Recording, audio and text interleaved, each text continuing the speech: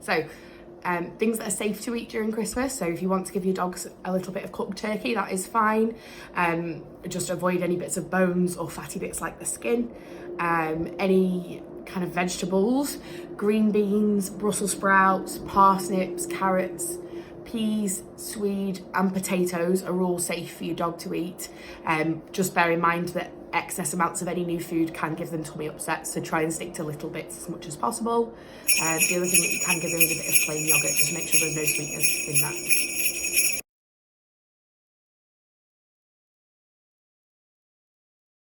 So lots of dogs can cause destruction within the house, whether you're there or not.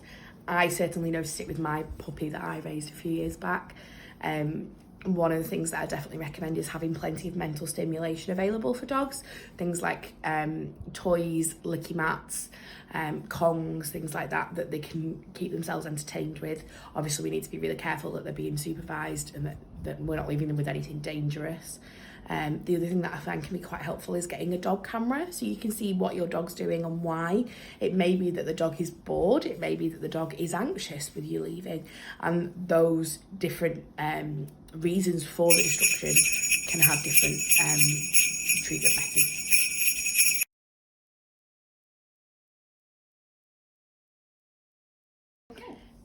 If you are having friends and family around for celebrations during this time, it is important to make sure that your pet has a safe space to go to. It can be a little bit overwhelming, especially given the last few years we haven't had as much exposure to large groups of people for our pets.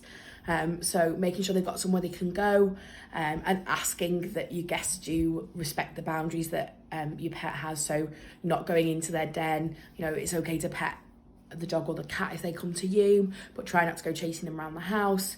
It's not always that easy, but if you can let your guests know, that can be really helpful for your pet as well. If you are struggling and you want any more information, please do just get in touch with the practice.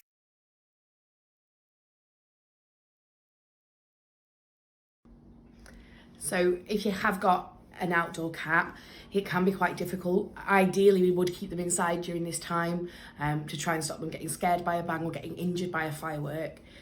So that would be the ideal. That's not always possible. And if you have got a cat that you're unable to keep inside, if you can get them access to a shed or somewhere that they can hide and feel safe, that is a good idea.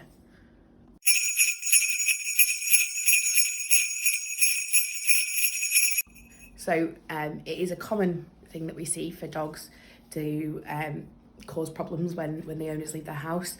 The first thing that's really important is to make sure they are worrying, because lots of different things can cause dogs to be destructive or cause problems within the household. So making sure that those are the signs that we're seeing is beneficial in terms of treatment plans going forward.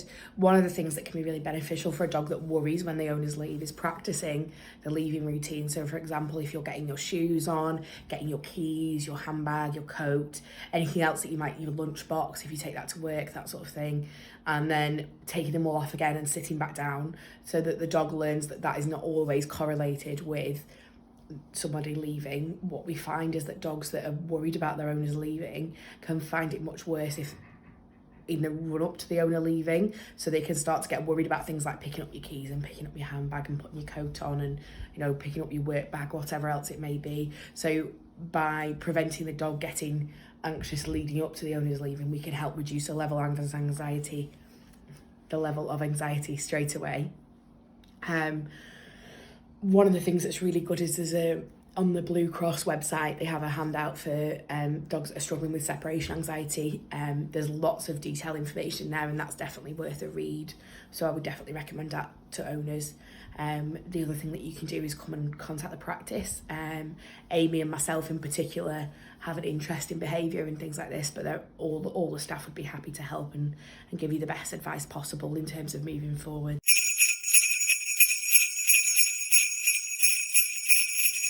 If you have got rabbits, guinea pigs, any other small furries that are living outside, if at all possible, bringing them inside, whether that be into a quiet room, into a shed or garage, so that they're not as exposed to the loud bangs on the fireworks, can be really helpful.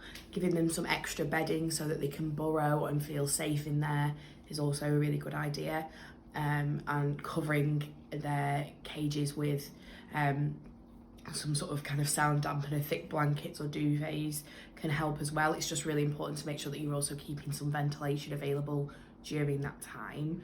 And then the other thing, if you can't get them inside, you can just turn round their cages so that they're facing outwards towards kind of a hedge or a wall rather than to the exposed elements and to where all the fireworks and bangs are.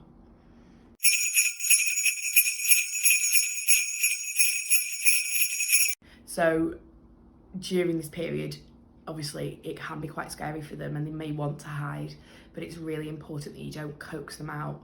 If they want to hide, that's okay, and that might make them feel more comfortable and more safe.